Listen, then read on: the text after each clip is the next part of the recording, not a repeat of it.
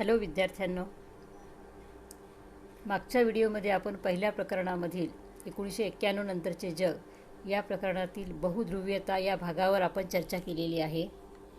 आज आपण प्रादेशिकतावाद म्हणजे काय आणि प्रादेशिक संघटना कोणकोणत्या आहेत ते आज आपल्याला पाहावयाचे आहे. तर विद्यार्थ्यांनो, प्रादेशिकतावाद म्हणजे काय हे आपल्याला पाहायचे आहे. तर आपण पाहिलेलं आहे की दुसरं महायुद्ध म्हणजे 1945ला दुसरं महायुद्ध संपलेलं आहे. तर या पहिलं महायुद्ध आणि दुसऱ्या महायुद्धामुळे प्रचंड प्रमाणामध्ये वित्तहानी झालेली आहे आणि मनुष्यहानी झालेली आहे. अनेकांना त्यांचे प्राण गमवावे लागलेले आहेत. वित्तहानी म्हणजे काय? आर्थिक नुकसान झालेलं आहे आणि ते भरून जर काढायचे असेल तर आर्थिक सुधारणा होणं गरजेचं आहे. आर्थिक व्यवहार दृढ संबंध निर्माण करण्यासाठी अनेक राष्ट्रांनी एकत्र येणं आवश्यक होतं आणि आर्थिक सुधारणा घडून आणावयाच्या होत्या. तर बेरोजगारी दूर करणे, आर्थिक सुधारणा करणे, आर्थिक विकास करणे, आर्थिक विकासाला चालना देणे आणि जे दुसऱ्या महायुद्धामुळे जे नुकसान झालेलं आहे, आर्थिक नुकसान झालेलं आहे, ते जर भरून काढायचं असेल तर त्यासाठी आर्थिक सहकार्य, आर्थिक दृढ संबंध असणं अत्यंत गरजेचं आहे. युरोप खंडामध्ये जे अनेक राष्ट्र आहेत त्या राष्ट्रांचं आर्थिक नुकसान झालेलं होतं आणि ते जर सुधारणा करायची असेल तर त्या सर्वांनी एकत्र येणं गरजेचं होतं. आर्थिक सुधारणा करण्यासाठी सर्व राष्ट्रांमध्ये परस्पर सहकार्य, परस्पर विश्वास आणि आर्थिक सुधारणा करण्यासाठी सगळ्यांनी केलेले प्रयत्न आवश्यक होते. आणि म्हणून दुसऱ्या महायुद्धानंतर जो शीतयुद्धाचा काळ आहे त्या काळामध्ये आर्थिक सुधारणा करायचं असेल तर त्यासाठी संघटन हे अतिशय आवश्यक होते. अनेक राष्ट्रांनी मिळून प्रादेशिक संघटन केले जाते आणि त्यातूनच प्रादेशिकतावाद निर्माण होता. मग आता प्रादेशिकतावादाचा अर्थ आपण जर बघितला तर काय आहे? ते विशिष्ट भौगोलिक क्षेत्रात राष्ट्रे आपले राष्ट्रहित साध्य करण्यासाठी परस्परांशी विचारविनिमय व सहकार्य करतात. त्यास प्रादेशिकतावाद असे म्हणतात. तर विद्यार्थ्यांना विशिष्ट भौगोलिक क्षेत्रात म्हणजे प्रादेशिकतावाद निर्माण होण्यासाठी एका विशिष्ट भौगोलिक क्षेत्रामध्ये राष्ट्र असणं आवश्यक आहे. जसं युरोप खंडामधील राष्ट्र, आशिया खंडामधील राष्ट्र किंवा आफ्रिका खंडातील राष्ट्र म्हणजे एक विशिष्ट भौगोलिक प्रदेश आहे. या प्रदेशामध्ये जवळचे त्या एखाद्या राष्ट्राच्या आसपासचे जवळची जी राष्ट्र आहेत त्या राष्ट्रांमध्ये जर आर्थिक संघटन झाले तर आर्थिक सुधारणा होऊ शकतात. म्हणून काय आहे? ते विशिष्ट भौगोलिक क्षेत्रात राष्ट्रे आपलं राष्ट्रहित आता आपल्या देशाचं राष्ट्रहित कशात आहे ते साध्य करण्यासाठी सर्व राष्ट्र एकत्र येऊन संघटन करतात. आता राष्ट्रहित म्हणजे काय? तर कुठल्याही देशाचं राष्ट्रहित म्हणजे काय? तर त्या राष्ट्राचा आर्थिक विकास होणे, त्या देशातील नागरिकांचा राहणीमानाचा दर्जा उंचावणे, त्यांच्यात सामाजिक आर्थिक बदल घडवून आणणे, उद्योगधंद्याला चालना देणे, बेरोजगारी दूर करणे. यासाठी आपलं हे जे राष्ट्रहित आहे ते साध्य करण्यासाठी परस्पर राष्ट्रांमध्ये विचार विनिमय करणे, परस्परांमध्ये चर्चा घडवून आणणे व चर्चा घडून आल्यानंतर त्यांच्यात परस्परांमध्ये सहकार्याची भावना वाढीस लावली तरच प्रादेशिक संघटना निर्माण होऊ शकतात. म्हणून त्यालाच म्हणायचं प्रादेशिकतावाद. तर युरोप खंडामध्ये या प्रादेशिक संघटनेचा विचार करत असताना सुरुवातीला आपण बघितलं असेल की 1951ला आर्थिक सुधारणा घडवून आणण्यासाठी युरोपियन कोळसा व पोलाद समुदाय ही एक संघटना निर्माण झालेली होती. त्यानंतर दुसरी आहे 1957ला युरोपीय आर्थिक समुदाय. युरोप खंडामध्ये जी राष्ट्र आहेत त्या राष्ट्रांची एक संघटना, आर्थिक समुदाय निर्माण झाला होता. आणि 1958ला युरोपीय अणुऊर्जा समुदाय निर्माण झाला. त्यानंतर 1967ला आशियानची स्थापना झालेली होती. त्यानंतर नाटो जी संघटना आहे ती लष्करी बळावर आधारित आहे, त्या संघटनेची स्थापना झालेली होती. तर विद्यार्थ्यांनो, या सगळ्या संघटनेची उदाहरण आपल्याला पाहता येईल. तर प्रादेशिकतावाद हा आंतरराष्ट्रीय संबंधामधील अतिशय महत्त्वाचा असा एक भाग आहे. एखादी प्रादेशिक संघटना जर निर्माण करायची असेल तर अनेक राष्ट्र एकत्र येतात. या संघटना भौगोलिक तत्वावर किंवा समान राजकीय, वैचारिक, आर्थिक इत्यादी घटकावर आधारित असतात. म्हणजे काय विद्यार्थ्यांनो, आत्ताच आपण म्हटलं काय आहे की त्यांच्यामध्ये समान विचारसरणी असायला पाहिजे, समान आर्थिक घटक असायला पाहिजे, तरच त्यांचे विचार परस्परांशी जुळतात आणि ते एकत्र येऊन संघटना तयार करतात. म्हणून काय आहे की अनेक राष्ट्र मिळून एक संघटना तयार केली जाते, त्यालाच प्रादेशिक संघटना असं म्हटलं जातं. तर विद्यार्थ्यांना 1940 ते 50 या काळामध्ये 40 ते 50 या दरम्यान अशा अनेक संघटना निर्माण झालेल्या होत्या. त्याची उदाहरणं आपण आत्ताच पाहिलेली आहेत. तर 1940 ते 50मध्ये ज्या संघटना निर्माण झाल्या होत्या त्या आता आशिया आणि आफ्रिकेतील प्रादेशिकतावाद हा राजकीय चर्चेवर आधारित होता. आशिया आणि आफ्रिका खंडातील राष्ट्रांमधला जो प्रादेशिकतावाद होता तो राजकीय चर्चेवर आधारित होता, तर युरोपचे लक्ष आर्थिक समन्वयाकडे होते. प्रत्येक राष्ट्रांमध्ये की आपल्याला देशाचा विकास करायचा आहे, देशाचं कल्याण करायचं आहे, देशाची प्रगती करायची आहे, देशाचं राष्ट्रहित आपल्याला पूर्ण करायचं आहे, तर त्यासाठी कारणंही वेगवेगळी असू शकतात. आशिया आणि आफ्रिका खंडातील प्रादेशिकतावाद हा राजकीय चर्चेवर आधारित होता आणि युरोपचा प्रादेशिकतावाद हा आर्थिकतेकडे वळणारा होता.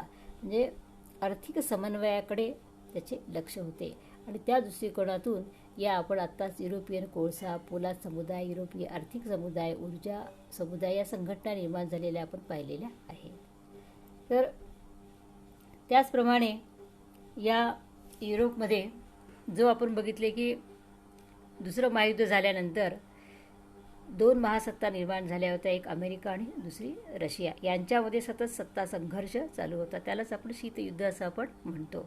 तर या शीतयुद्धोत्तर काळामध्ये व्यापाऱ्यांना सुद्धा आपल्या व्यापारांकडे लक्ष देण्यासाठी, व्यापार वृद्धीसाठी त्यांनी व्यापारी गट स्थापन करण्याचे ठरवलेले आहे. तर आता व्यापारी गट म्हणजे काय आहे ते आपल्याला पाहावयाचे आहे. अनेक देश मिळून आपले हितसंबंध दृढ करण्याकरिता काही विशेष करार करण्यासाठी व्यापारी गट स्थापन केले जातात.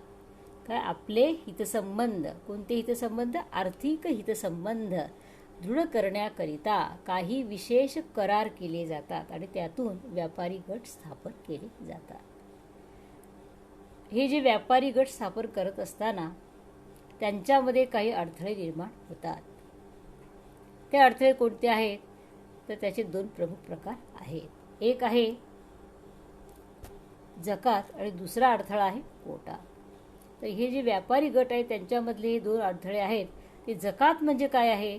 तर ज्यावेळेस सदस्य राष्ट्र एखादी प्रादेशिक संघटना निर्माण केली जाते त्यावेळेस त्या संघटनेमध्ये काही राष्ट्र समाविष्ट होतात आणि त्यानंतर त्यांच्यामध्ये आर्थिक व्यवहार केले जातात. पण हे आर्थिक व्यवहार करत असताना म्हणजे आयात निर्यात केली जाते, एका राष्ट्राच्या दुसऱ्या राष्ट्राशी आर्थिक संबंध येतो. व्यापार करत असताना एक वस्तू दुसऱ्या राष्ट्रामध्ये आपण पाठवतो, दुसऱ्या राष्ट्राची वस्तू आपण घेतो. तर अशा वेळेस त्यांना एक प्रमुख अडथळा जो आहे तो आहे जकात.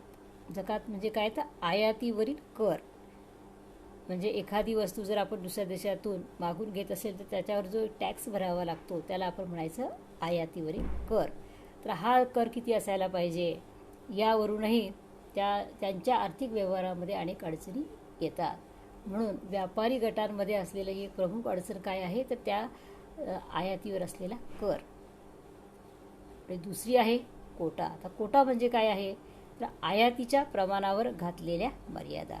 एखाद्या राष्ट्रातून कोणती वस्तू आयात करायची आहे, किती प्रमाणामध्ये ती आयात करायची आहे, त्याच्या काही अटी आहेत, नियम आहेत, बंधनं आहेत. तर त्या मर्यादेमुळे सुद्धा त्या 2 राष्ट्रांमध्ये किंवा सदस्य राष्ट्रांमध्ये, एखाद्या संघटनेतील सदस्य राष्ट्रांमध्ये यावरून अडचणी येऊ शकतात. कारण काय आहे की आयातीवरचा जर कर जास्त असेल तर त्यामध्ये अडचणी येऊ शकतात आणि आयात करत असताना ती किती प्रमाणामध्ये आयात करायची आहे हे जर त्याचे निर्बंध कडक असतील तर त्यावेळीसुद्धा दोन राष्ट्रांमध्ये किंवा अनेक राष्ट्रांमध्ये संघटनेमध्ये व्यापार करणं हे अत्यंत अवघड आहे. आणि त्यासाठी व्यापारातील अडथळे हे दोन आहेत ते दूर झाले तरच त्या संघटनेमधील आर्थिक व्यवहार सुरळीतपणे चालू शकतात, आर्थिक सुधारणा होऊ शकते आणि आर्थिक विकास करता येतो. तर विद्यार्थ्यांना अशा प्रकारे आर्थिक संघटन झालेलं आहे. आर्थिक सुधारणा करण्यासाठी आंतरराष्ट्रीय संबंधामध्ये प्रादेशिकतावादाची सुरुवात झालेली आहे. अनेक राष्ट्रांचे मिळून संघटन झालेले आहे. त्यांच्यामध्ये आर्थिक संबंध दृढ करण्यासाठी ते एकत्र आलेले आहेत. त्याची आपण उदाहरणं पाहिलेली आहेत की युरोपीय कोळसा पोलाद समुदाय, युरोपीय अणुऊर्जा समुदाय, नाटो संघटना, आसियान संघटना, सार्क संघटना, ब्रिक्स संघटना ही सगळी प्रादेशिक संघटनेची उदाहरणं आहे. तर शीतयुद्धाच्या नंतरच्या म्हणजे शीतयुद्धोत्तर काळात प्रादेशिक संघटना कोणकोणत्या निर्माण झालेल्या आहेत ते आपल्याला पाहायचे आहेत. अशा अनेक संघटना आंतरराष्ट्रीय क्षेत्रामध्ये निर्माण झालेल्या आहेत, परंतु आपल्याला या प्रकरणामध्ये 6 संघटनेचा आपल्याला अभ्यास करावयाचा आहे. तर कोणकोणत्या आहेत त्या संघटना? तर पहिली आहे युरोपीय संघ, दुसरी संघटना आहे सार्क, तिसरी आहे बिमस्टेक, चौथी आहे ब्रिक्स, पाचवी आहे शांघाय सहकार्य संघटना आणि 6वी आहे G20. तर आजच्या आपल्याला या प्रकरणामध्ये या 6 संघटनेचा आपल्याला माहिती घ्यायची आहे. पण त्यासाठी आपल्याला पहिली जी संघटना आहे युरोपीय संघ ती आपल्याला पाहायची आहे. तर विद्यार्थ्यांनो, याआधी तुम्हाला जो मी व्हिडिओ पाठवलेला आहे त्यामध्ये आपण सार्क या संघटनेची माहिती घेतलेली आहे. तर आता जी युरोपियन संघाची आपल्याला जी माहिती घ्यायची आहे हा भाग लाईव्ह आपण शिकवलेला आहे, परंतु हा भाग घेत असताना फार कमी विद्यार्थी जॉईन झाले होते आणि त्यामुळे पुन्हा एकदा हा जो भाग आहे तो रेकॉर्ड करून तुम्हाला पाठवत आहे. तर आपल्याला पहिली संघटना आज आपल्याला पाहावयाची आहे ती आहे युरोपियन संघ. EU म्हणजे काय? युरोपीय युनियन, युरोपीय संघ. युरोपमध्ये आर्थिक सहकार्य दृढ करण्यासाठी युरोपीय संघाची स्थापना झालेली आहे.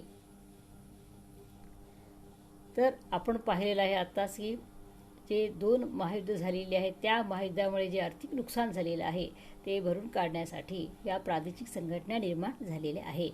आणि या प्रादेशिक संघटना या समान अर्थव्यवस्था व समान व्यापार नियम लागू करण्यासाठी या संघटनेची स्थापना झालेली आहे. परस्पर राष्ट्रांमध्ये, युरोपीय राष्ट्रांमध्ये आर्थिक व्यवहार करावायचे आहेत, सुधारणा करावयाच्या आहेत, पण त्यासाठी त्यांनी एकत्र येणं गरजेचं आहे. पण एकत्र येत असताना त्यांची काही समान तत्त्व असणं अत्यंत आवश्यक आहे. म्हणजे मुळात ही संघटना कशावर आधारित आहे तर समान अर्थव्यवस्था व समान व्यापार नियम असतील तरच त्यांच्यात आर्थिक विकास होऊ शकतो. तर या युरोपीय संघामध्ये युरोप खंडातील 28 राष्ट्रांचा समावेश होतो आणि या 28 राष्ट्रांची मिळून ही एक युरोपीय संघाची स्थापना करण्यात आलेली आहे. तर विद्यार्थ्यांना ही स्थापना कशी झालेली आहे थोडक्यात त्याचा आपल्याला आढावा घ्यायचा आहे. आताच आपण पाहिलेलं आहे की 1951ला युरोपीय कोळसा आणि पोलाद समुदाय ही एक संघटना निर्माण झाली होती. त्यानंतर 1957ला युरोपीय आर्थिक समुदाय ही संघटना निर्माण झाली होती. यावरील दोन्ही संघटना एकत्र येऊन नंतर युरोपीय समुदाय ही संघटना स्थापन झालेली आहे. तर या संघटनेमध्ये 28 देश आहेत. जगातील अत्यंत महत्त्वाची आणि अत्यंत मोठी अशी ही प्रादेशिक संघटना आहे. तिचं नाव काय आहे? युरोपीय संघ. तर या 28 राष्ट्रांमध्ये आर्थिक व्यवहार करत असताना अनेक अडचणी येऊ शकतात. त्यासाठी विशिष्ट कायद्याची सुद्धा आवश्यकता आहे. जसं आपल्या भारतामध्ये नागरिकांना कायदे लागू करण्यासाठी, कायदे तयार करण्यासाठी जसं संसद आहे, तसंच म्हणजे या संसदेमध्ये आपण काय करतो की प्रत्यक्षामध्ये संसदेतल्या सदस्यांना आपण निवडून देतो आणि त्यांच्यामार्फत या देशाचा कारभार चालवला जातो. तशाच प्रकारे यांचा पूर्ण व्यवहारावर आधारित असलेली जी संघटना आहे त्यासाठी सुद्धा संसद असणं अत्यंत आवश्यक आहे. तर 1973ला या युरोपीय संघाची एक संसद तयार करण्यासाठी करार करण्यात आलेला आहे. या संसदेमध्ये सर्व राष्ट्रांचे सदस्य असतील आणि ते सुद्धा प्रत्यक्ष निवडणुकीद्वारा निवडले जातील. त्यानंतर आपल्याला बघायचं की 1980ला या संपूर्ण युरोपीय संघाची बाजारपेठ, एकच बाजारपेठ असायला पाहिजे, ती बाजारपेठ तयार करण्यासाठी प्रयत्न करण्यात आलेले आहेत. आणि नंतर 7 फेब्रुवारी 1992ला या सर्व 28 राष्ट्रांमध्ये मास्त्रिक्ट करार होऊन युरोपीय संघाची स्थापना झालेली आहे. तर विद्यार्थ्यांनो, या युरोपीय संघाची स्थापना कधी झालेली आहे तर 7 फेब्रुवारी 1992. त्यांच्यामध्ये कोणता करार झालेला तर मास्त्रिक्ट करार हा करार होऊन या युरोपीय संघाची स्थापना झालेली आहे. या करारामध्ये ज्या काही नियम, तत्व, अटी असतील त्या सर्व 28 राष्ट्रांना लागू होतील आणि त्याचं पालन सर्व राष्ट्रांनी करणं आवश्यक आहे. तरच या संघटनेचं काम योग्य पद्धतीने चालू शकतं. म्हणून 7 फेब्रुवारी 1992ला आपले आर्थिक हितसंबंध दृढ करण्यासाठी, आर्थिक व्यवहार सुधारण्यासाठी ही संघटना स्थापन झालेली आहे. तर या संघटनेमध्ये फक्त आर्थिक व्यवहारावरच ही संघटना विचार करत होती असं नाही, तर याशिवाय त्यांच्यामध्ये जे असलेले अंतर्गत व्यवहार असतील, न्यायालयीन बाबी असतील किंवा परराष्ट्र व संरक्षण धोरण असेल, या सर्वांचा समावेश या युरोपीय संघाच्या कार्यामध्ये होतो. फक्त आर्थिक संबंधच नाही तर राष्ट्रांमध्ये असलेले जे अंतर्गत व्यवहार आहे त्याच्याबद्दलही विचार केला जाईल. आपल्या राष्ट्राचं संरक्षण कसं होईल, आपले परराष्ट्र धोरण कशा प्रकारे असायला पाहिजे, या संबंधी सुद्धा या युरोपीय संघामध्ये चर्चा केली जाते. तर या युरोपीय संघामध्ये जे 28 राष्ट्र आहेत, ती कोणकोणती राष्ट्र आहेत ती आपल्याला विद्यार्थ्यांना पाहावयाची आहेत. तर तुम्हाला दिसत असेल की हे 28 राष्ट्र या युरोपीय संघामध्ये आहेत. तर कोणकोणती राष्ट्र आहेत त्यांची नावं आपण आता एकदा पाहणार आहोत.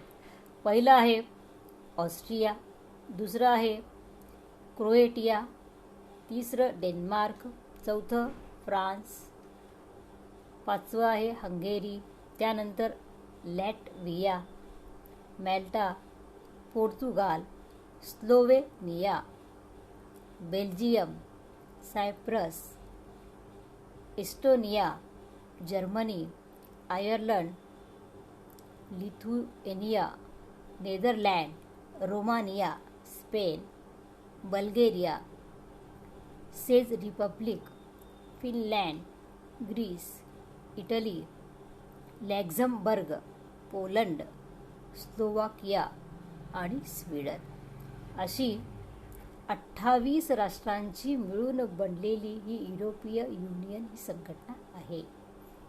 यामध्ये 28 राष्ट्रांचा समावेश आहे. तर विद्यार्थ्यांनो, आपण आत्ताच बघितले की 28 राष्ट्राची मिळून ही युरोपीय संघाची एक बाजारपेठ तयार करण्यात आलेली आहे. पण कुठलाही आर्थिक व्यवहार करण्यासाठी चलनाची आवश्यकता आहे. उदाहरणार्थ आपल्या भारतामध्ये कोणतं चलन आहे तर रुपया हे चलन आहे. जसं अमेरिकेमध्ये कोणतं चलन आहे तर डॉलर आहे. तर या 28 युरोपीय राष्ट्रांमधलं चलन हे वेगवेगळं असणार आहे आणि जर चलन वेगळं असेल तर त्यांच्यामध्ये आर्थिक व्यवहार करत असताना अनेक अडचणी येऊ शकतात किंवा किंबहुना करता येणार नाहीत. त्यासाठी त्यांनी काय केलेलं आहे की आपलं स्वतंत्र ह्या युरोपीय संघामध्ये जे 28 राष्ट्र आहेत त्या सर्व राष्ट्रांचे मिळून एक युरो चलन निर्माण केलेलं आहे. तर हे युरो चलन काय आहे तर 1 युरो म्हणजे त्याची सध्याची आत्ताची किंमत काय आहे तर 85.63 रुपये इतकी किंमत 1 युरोची आहे. आता एक हे युरो चलन स्थापन करण्याचा मूळ उद्देश काय आहे की अमेरिका ही जगामध्ये सर्वात महासत्ता जी बनली होती त्या महासत्तेला शह देण्यासाठी इतर राष्ट्रांमध्ये सुद्धा आर्थिक सुधारणा होणं गरजेचं होतं आणि त्यासाठी त्यांनी एक चलन स्थापन केलेलं आहे. 1 युरो म्हणजे 85.63 रुपये. आणि अमेरिकेचं जी महासत्ता होती त्या डॉलरचं म्हणजे $1 म्हणजे किती रुपये आहे तर 73.685. म्हणजे निश्चितच आपण बघितलेलं आहे की $1पेक्षा युरोची किंमत ही जास्त आहे. म्हणजेच आर्थिक सुधारणा करण्यासाठी या राष्ट्रांनी एकत्र येऊन जी संघटना स्थापन केली होती त्यामध्ये आर्थिक सुधारणा नक्कीच होणार होत्या. तर यानंतर आपल्याला पुढचा बघायचं आहे की युरो झोन म्हणजे काय आहे. तर विद्यार्थ्यांनो, काय असेल युरो झोन? तर या युरो झोनमध्ये आपण बघितले की युरोपियन युनियनमध्ये 28 राष्ट्र आहेत. त्या युरो झोनमध्ये 28 पैकी 19 देशात युरो हे चलन वापरले जाते, म्हणून त्या प्रदेशास युरो झोन म्हटले जाते. किती राष्ट्र आहेत? 28. 28 पैकी 19 देशामध्ये हे चलन वापरले जाते. सर्वच युरोपियन सदस्यांमध्ये हे चलन वापरले जात नाही. या संघटनेतील 19 पैकी उरले किती मग आता? 9 राष्ट्र यांनी मात्र या युरो चलनास वापरण्यास नकार दिलेला आहे. त्याचा विरोध नाही पण त्यांनी नकार दिलेला आहे. त्यामुळे 28 पैकी 19 देशात हे युरो चलन वापरले जाते. तर हे चलन म्हणजेच काय आहे तर आर्थिक संबंध दृढ करण्यासाठी अशा प्रकारे युरोझोन प्रदेश युरो चलन त्या ठिकाणी स्थापन केले आहे.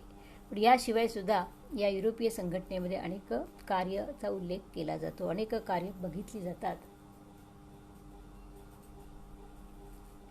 इतर कार्य कोणकोणतं आहे तर हवामानामध्ये बदल. हवामानामध्ये काय बदल होतात? पर्यावरणाचा काय परिणाम आहे?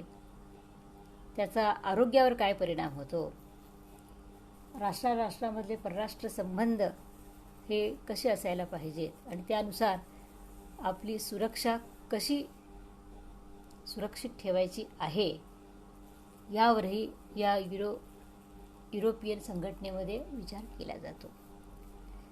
तर आता यापुढे तुम्हाला एक नकाशा पाहायचा आहे की युरोझोन राष्ट्र कोणकोणती आहेत. युरोझोन प्रदेश म्हणजे काय? आपण आत्ताच बघितलेले की 28 पैकी 19 देशामध्ये युरो हे चलन वापरले जाते.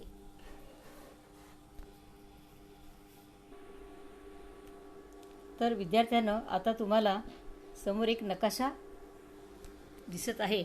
तर या नकाशामध्ये तुम्हाला दिसत आहे की एक 2 कलर आहेत, एक फेंट गुलाबी आणि दुसरा डार्क गुलाबी.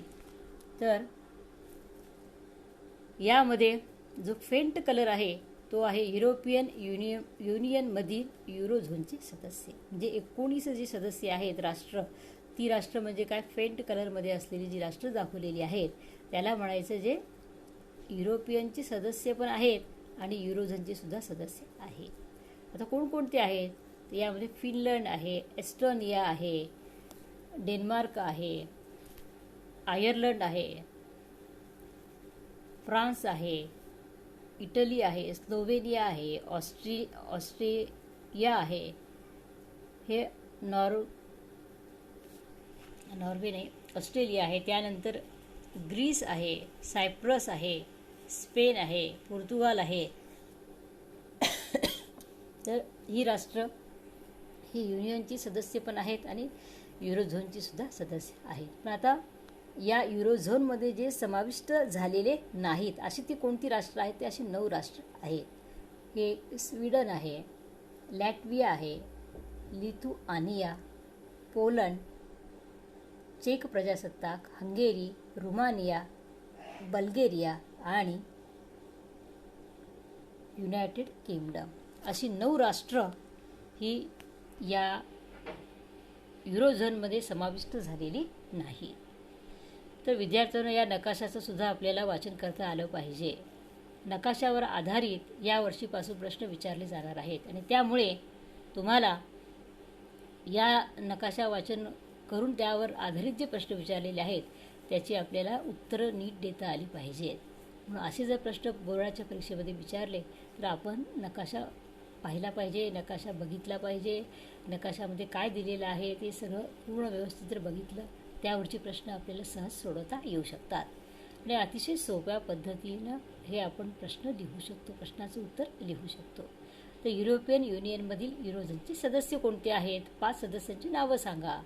जे युरोपियन युनियनचे सदस्य पण आहेत आणि युरोझोनचे सदस्य आहेत अशी नावं सांगा. असं म्हटल्यावर आपल्याला कुठलेही 5 सांगू शकतात. ते Finland, Germany, France, Spain, Portugal ही 5 राष्ट्र काय आहेत?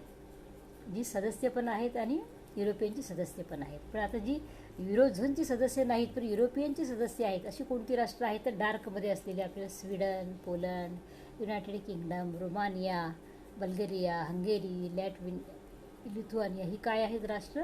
तर या राष्ट्रांनी युरो हे चलन वापरलेलं नाही. हे आपल्याला नकाशाच्या द्वारे जी प्रश्न विचारली जातात त्याची उत्तर आपल्याला देता आली पाहिजे. त्यानंतर आपल्याला पुढे बघायचं आहे की शेंगेन प्रदेशाची निर्मिती. तर विद्यार्थ्यांनो, युरोपीय संघामधली सगळ्यात महत्त्वाची आणि मोठी कामगिरी कोणती असेल तर या शेंगेन प्रदेशाची निर्मिती करण्यात आलेली आहे. तर विद्यार्थ्यांना 8 डिसेंबर 1985ला शेंगेन करार होऊन शेंगेन प्रदेशाची निर्मिती झालेली आहे.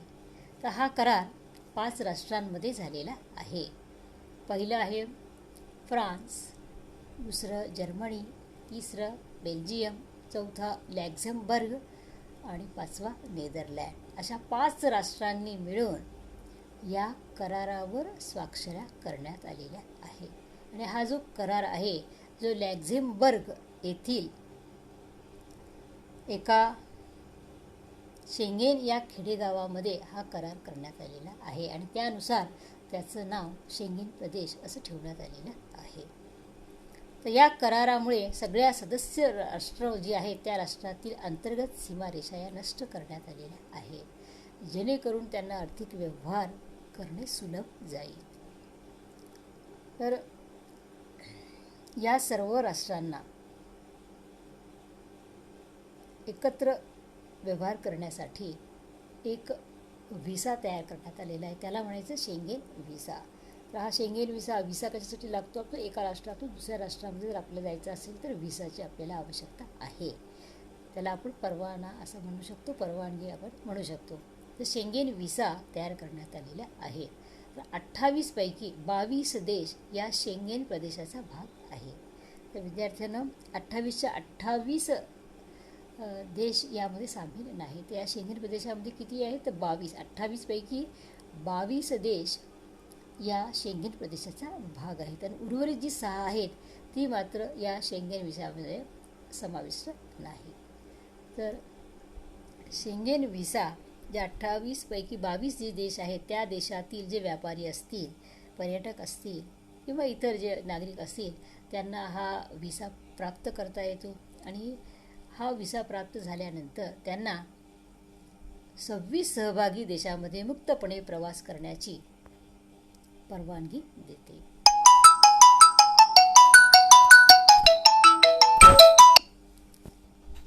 सहभागी देशामध्ये मुक्तपणे प्रवास करण्याची परवानगी देते. तर या व्हिसा जो आहे हा 90 दिवसासाठी वापरला जातो. 90 दिवसामध्ये त्यांना जे आर्थिक व्यवहार करायचे असतील त्यावेळी जर त्यांच्याकडे हा व्हिसा असेल तर त्या व्यक्तीला कुणीही या राष्ट्रातून दुसऱ्या राष्ट्रामध्ये रोखू शकणार नाही. त्यांना सहजपणे दुसरीकडे जाण्याची परवानगी दिली जाते. म्हणजे याचा अर्थ काय आहे? तर ज्यावेळेस एका राष्ट्रातून दुसऱ्या राष्ट्रामध्ये एखादी व्यक्ती, पर्यटक, व्यापारी जातात त्यावेळेस त्यांना तपासणी किंवा चौकशीला सामोरे जावे लागणार नाही, कारण त्यांच्याजवळ जो व्हिसा आहे आणि या व्हिसा असल्यामुळे ते सहजपणे दुसऱ्या देशामध्ये जाऊ शकतात, आपला व्यापार किंवा आपले आर्थिक व्यवहार हे पूर्ण करू शकतात. त्यासाठी हा शेंगेन व्हिसा देण्यात आलेला आहे. यानंतर आपल्याला बघायचं आहे विद्यार्थ्यांना पुढचं की शेंगेन क्षेत्र आपल्याला बघायचं आहे. आता शेंगेन क्षेत्र म्हणजे काय आहे? तर आपण आत्ताच बघितलेलं आहे की 28 पैकी 22 देश हे शेंगेन प्रदेशाचा भाग आहेत. आता या नकाशामध्ये विद्यार्थ्यांनो आपल्याला 3 गोष्टी पाहावयाच्या आहेत. एक, पिवळा जो कलर आहे तो काय आहे, तर शेंगेन आणि युरोपियन युनियनचे सदस्य असणारी राष्ट्र आहे. जे शेंगेनचाही भाग आहे आणि जे युरोपियनचे सदस्य आहेत त्याचा पिवळा कलर आहे. त्या पिवळ्या कलरमध्ये कोणकोणती येतात? Finland, Sweden, Estonia, Latvia, Lithuania, Poland, Germany, France, Spain ही जी राष्ट्र आहेत, ग्रीस, ही सगळी काय आहेत? शेंगेनचा सुद्धा भाग आहेत आणि युरोपियन राष्ट्राची सदस्यसुद्धा आहेत. त्यानंतर आपल्याला दुसरा फेंट चॉकलेटी जो कलर आहे त्यामध्ये आपल्याला पाहता येईल की जे शेंगेनचे सदस्य नसलेले पण युरोपियन युनियनचे सदस्य असलेले असे हे देश आहेत, फेंट चॉकलेटी कलर असलेला. तर आता या फेंटमध्ये कोणकोणते आहेत? बेलारूस, युक्रेन, युनायटेड किंगडम ही जी राष्ट्र आहेत ती यामध्ये समाविष्ट झालेली नाही. आणि तिसरा जो डार्क चॉकलेटी कलर आहे ते काय आहेत? युरोपियन युनियनचे सदस्य नाहीत परंतु शेंगेनचे सदस्य आहेत. डार्क चॉकलेटीमधले काय आहे? नॉर्वे आहे, रुमानिया आहे, त्यानंतर सायप्रस आहे. ही जी राष्ट्र आहेत ती काय आहे? डार्क चॉकलेटी कलरमध्ये आहे. तिकडे आईसलँड एक सुद्धा आहे. तर हे काय आहे? शेंगेनचे सदस्य नाहीत पण युरोपियन युनियनचे सदस्य नसलेले आणि शेंगेनचे सदस्य असलेले असं हे दाखवण्यात आलेलं आहे. एक पिवळा कलर, फेंट चॉकलेटी आणि डार्क चॉकलेटी असे 3 कलरमध्ये आहे. तर तुम्हाला विद्यार्थ्यांनो हे नकाशा परीक्षेमध्ये दिला जातो आणि त्यावर आधारित प्रश्न विचारले जातात. त्यामुळे आपल्या पुस्तकामध्ये जो नकाशा दिलेला आहे तो नकाशा तुम्ही नीट त्याचं वाचन करा. नीट त्यामध्ये काय सूचना दिलेल्या आहेत ते नीट तुम्ही वाचा, बघा आणि आपल्याला सुद्धा किंवा आपल्या मित्रांमध्ये जर चर्चा करत असेल तर एकमेकांना ते तुम्ही तसे प्रश्न विचारू शकता आणि नकाशावर आधारित असलेल्या प्रश्नांची उत्तरे तुम्ही सहजपणे देऊ शकता. म्हणून आपण या व्हिडिओमध्ये 2 नकाशे पाहिलेले आहेत. एक शेंगेन प्रदेश असलेला आणि दुसरं युरोझोन प्रदेश असलेले असे 2 नकाशे आपण पाहिलेले आहेत. यानंतर आपल्याला बघायचं आहे की या युरोपीय संघाचं कार्य कशा पद्धतीने चालतं. त्या युरोपीय संघामध्ये 28 जी राष्ट्र आहेत त्यांच्यामध्ये जो शेंगेन प्रदेश आहे आणि युरोझोन आहे, युरो चलन आहे, तर आर्थिक व्यवहार दृढ करण्यासाठी त्यांना युरोपीय महासंघाचं जे कार्य आहे ते कशा पद्धतीने चालणार आहे ते आपल्याला आता थोडक्यात पाहावयाचे आहे. तर हे कार्य आपल्याला बघत असताना सुरुवातीला आपण यामध्ये 4 घटकाद्वारे हे कार्य चालवलं जाते. कोणती 4 घटक आहेत? तर यामध्ये पहिला आहे युरोपियन आयोग, दुसरा आहे युरोपियन संसद, तिसरा आहे तिसरा आहे युरोपियन परिषद आणि चौथं आहे युरोपीय न्यायालय. पहिलं काय आहे? आयोग, नंतर संसद, नंतर परिषद आणि नंतर न्यायालय अशी 4 घटकाद्वारे या युरोपीय महासंघाचं कार्य चालतं. आता युरोपियन आयोग याचं काय काम आहे? तर हा आयोग जो आहे तो तेथील नोकरशाही किंवा कर्मचारी वर्गाशी संबंधित असलेला हा आयोग आहे. या आयोगाचं काय काम आहे? तर जे नवीन कायदे संसदेद्वारे तयार केले जातात त्या कायद्यासाठी प्रस्ताव तयार करण्याचं काम या आयोगाकडून केलं जातं. तसंच या आयोगाकडून किंवा युरोपीय संसदेने जे काही निर्णय घेतलेले आहेत त्या निर्णयाची, त्या धोरणाची अंमलबजावणी करण्याचं काम या आयोगाकडून केलं जातं. तर दुसरं आपल्याला बघायचं आहे युरोपियन संसद. आता युरोपीय संसद म्हणजे काय? जे 28 घटक राज्याची मिळून बनलेली अशी ही संसद आहे. या संसदेमध्ये जे सदस्य निवडले जातात त्यांची संख्या किती आहे? 751. 751 सदस्य निवडले जातात आणि ही निवडणूक जी आहे ती प्रत्यक्ष निवडणुकीद्वारे म्हणजे प्रत्यक्ष मतदान करून हे 751 सदस्य 5 वर्षासाठी निवडले जातात. तर या युरोपीय संसदेचं काय काम आहे? तर या संसदेचं काय? कायदेविषयक काम करणे, कायद्यावर देखरेख ठेवणे, अर्थविषयक जबाबदाऱ्या पार पाडणे ही कामे या युरोपियन संसदेला करावी लागतात. त्यानंतर आपल्याला तिसरा घटक बघायचा आहे युरोपियन परिषद. तर युरोपियन परिषद म्हणजे काय आहे? तर या युरोपीय संघटनेची वर्षातून 4 वेळा बैठक घेतली जाते आणि या बैठकीमध्ये सर्व सदस्य राष्ट्रांचे राष्ट्रप्रमुख, परराष्ट्र मंत्री व राष्ट्राध्यक्ष तसेच या संघटनेचे जे अध्यक्ष असतील ते या बैठकीमध्ये समाविष्ट होतात आणि त्यांच्यामध्ये महत्त्वाच्या विषयावर चर्चा केली जाते, धोरणं ठरवले जातात, योजना आखल्या जातात आणि काही निर्णय घेतले जातात. आणि चौथा घटक आहे या युरोपीय महासंघाचा महत्त्वाचा शेवटचा घटक काय आहे? युरोपीय न्यायालय. आता हे युरोपीय न्यायालय कशासाठी स्थापन केलेलं आहे तर 28 राष्ट्र ज्यावेळेस एकत्र येतात त्यावेळेस त्यांच्यामध्ये कायद्याच्या अर्थावरून किंवा कुठल्याही आर्थिक व्यवहारावरून वाद होण्याची शक्यता आहे. तर हे वाद सोडवण्यासाठी एक न्यायालयाची आवश्यकता आहे. जसं आपल्या भारतामध्ये सर्वोच्च न्यायालय आहे, उच्च न्यायालय आहे, तालुका जिल्हा स्तरावर न्यायालय आहे. तर या न्यायालयामध्ये कोणत्याही नागरिकांचे जर हक्क हिरावून घेतले असतील तर त्यांना न्याय मागण्यासाठी या न्यायालयात जाता येतं. तशाच प्रकारे या 28 राष्ट्रांमधील नागरिकांवर जर कोणी कायद्याचं उल्लंघन केलं असेल, कायदे मोडले असतील तर त्या कायद्याचा अर्थ लावण्यासाठी या न्यायालयाची स्थापना करण्यात